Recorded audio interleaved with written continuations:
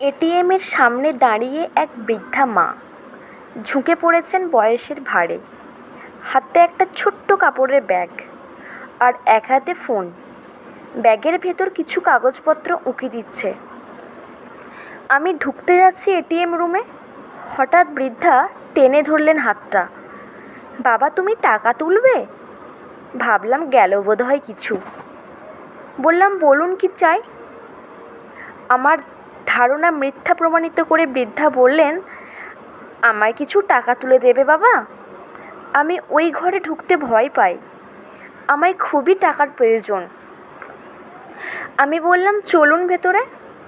বৃদ্ধা বললেন, বাবা, আমি ওই ঠান্ডা ঘরে যেতে পারবো না, আমি বাইরে থাকছি, তুমি তুলে এনে দাও। এই নাও এটিএম কার্ড। টাকা তোলার নম্বরটা হলো 1212। আমি অবাক, এইভাবে এটিএমের পিন কেউ বলে দেয়? বললাম, এই নম্বর কাউকে বলতে নেই। উনি বললেন, তাতে কি হয়েছে, তুমি কি বেশি টাকা তুলে নেবে? না না, সেটা করব না। অগত্যা বললাম, বলুন কত টাকা? বাবা 9,000 টাকা তুলবে। দুষ্টু বুদ্ধি খেলে গেল মাথায়। আমি 9,000 পর 3বার তুললাম। 9,000-এর বেশি হলে ফোনে ওটিপি যাবে জানি, সেই জন্যই 9,000 করে তুললাম, অর্থাৎ 18,000 টাকা পেলাম। ভাবলাম, এতে আর কি এমন পাপ হবে, এমন খারাপ কাজ করিনি কোনো দিন। কিন্তু আজ আর লোভ সামলাতে পারলাম না। বাবার অপারেশনের খরচটা হয়ে যাবে, বাবা আবার ভালো করে হাঁটতে পারবেন। নিলাম টাকাটা।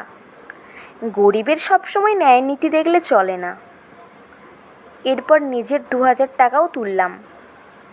বাইরে বেরিয়ে 9,000 টাকা বৃদ্ধার দিকে বাড়িয়ে বললাম, নিন মা, 9,000ই তুললাম। একটু হেসে বৃদ্ধা টাকাটা নিলেন। এটিএম কার্ডটাও ফেরত দিলাম। বৃদ্ধা অনেক আশীর্বাদ করলেন। তারপর বললেন, এতগুলো টাকা নিয়ে যাব? আমার বড় ভয় হচ্ছে। একটু সাথে যাবে বাবা? তুমি তো বাস থেকে নামলে দেখলাম, তোমার তো গাড়ি নেই। ওই সামনেই বোসপাড়ার বোধোদয় ক্লাবের ওপর তলায় থাকি আমি। নিচটা ছেড়ে দিয়েছি ক্লাব করার জন্য। অনেক দিন ধরেই বলছিল ছেলেগুলো, অনেক ছেলে থাকে ক্লাবে, সবসময় ওরাই তো আমায় দেখে অসময়ে। একা মানুষ, এত বড় বাড়ি, ওখানে পৌঁছে দিলেই হবে। ওই যে টোটোটা যাচ্ছে, ডাকো ওটাকে। উঠে বসলাম টোটোতে। বৃদ্ধা খুঁটিয়ে সব জিজ্ঞাসা করতে লাগলেন। বললাম, একটি বেসরকারি কোম্পানির কর্মচারী আমি। মাইনে তো আর বেশি পাই না। বিয়ে করেছি, একটি ছেলেও আছে। ওকে স্কুলে ভর্তি করবো এবার। বাবা তো অসুস্থ, প্রায়ই হাসপাতালে নিয়ে যেতে হয়, স্নায়ুর গোলমাল। কলকাতায় নিয়ে গিয়ে অপারেশন করলে সারবে। এখন হাঁটতে পারে না, অপারেশন হলে হাঁটতে পারবে। কিন্তু 20,000 টাকা খরচ, কোথায় পাবো? চেষ্টা করছি, যদি জোগাড় করতে পারি তাহলে বাবা আবার আগের মতো সুস্থ হয়ে যাবেন, স্বাভাবিকভাবেই হাঁটতে পারবেন।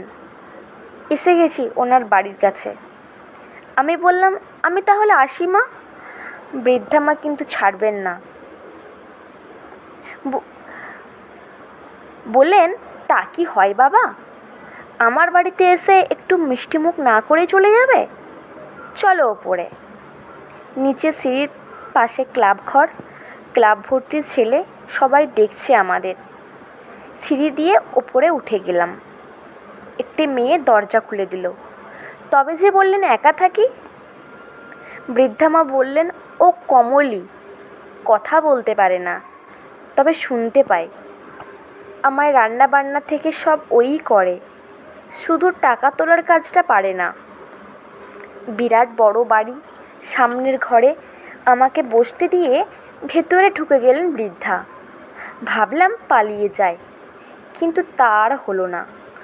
বৃদ্ধা মা ইশারা করতেই কমলি মিষ্টি এনে দিল, অনেকগুলো মিষ্টি, সাথে কয়েকটা কাজু, কিশমিশ।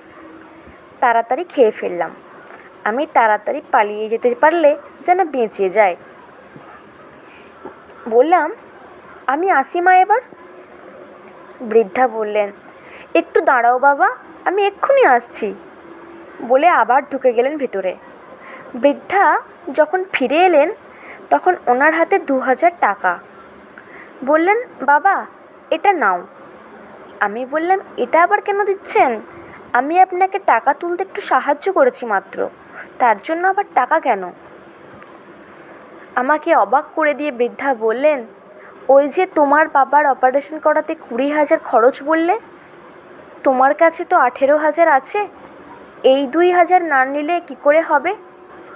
তুমি যখন টাকা তুললে 3বার, তখন আমার ফোনে পরপর 3বার মেসেজ এলো 9,000 করে 3বার তোলা হয়েছে। আমি তো রিটায়ার্ড শিক্ষিকা, মূর্খ তো আর নই। আমার স্বামী অধ্যাপক ছিলেন। এটিএমের ঠান্ডা ঘরে টাকা তুলতে গিয়ে আমার চোখের সামনেই স্ট্রোক হয়ে মারা যান। সেই থেকে আমি এটিএমে ওই ঠান্ডা ঘরে ঢুকি না। তারপর থেকে এটিএমও যায় না।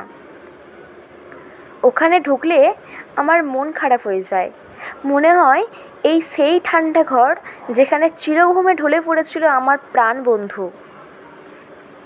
তোমাকে বাড়িতে এনেছিলাম টাকাটা ফেরত নেব বলে। ক্লাবের ছেলেদের বললে ওরাই টাকাটা আদায় করে দিত তোমার কাছ থেকে। কিন্তু তোমার চুরির উদ্দেশ্য শুনে বুঝলাম তুমি চোর নও। ভীষণ ভালোবাসো তোমার বাবাকে। যে সন্তান চুরি করে বাবার চিকিৎসার জন্য, সে তো চোর নয় বাবা। সে এক অসহায় অসমর্থ সন্তান। সে ইচ্ছা থাকলেও বাবার চিকিৎসা করতে পারে না। আমি নতজানু হয়ে বৃদ্ধা মায়ের পায়ের কাছে ব্যাংক থেকে নেওয়া টাকাগুলো রেখে পা দুটো জড়িয়ে ধরে বললাম, আমাকে ক্ষমা করে দিন মা, আর কখনো করব না। উনি আমাকে তুলে বুকে জড়িয়ে ধরলেন। আমার দু চোখ দিয়ে গড়িয়ে পড়তে লাগলো জল। চোখের জল মুছিয়ে দিয়ে উনি বললেন, যাও বাবাকে সুস্থ করে তোলো, আরও টাকা লাগলে বলো। এক করুণাময়ী নারীর মাতৃস্নেহে স্নান করে শপথ নিলাম জীবনে আর কোনো দিন অন্যায় করব না।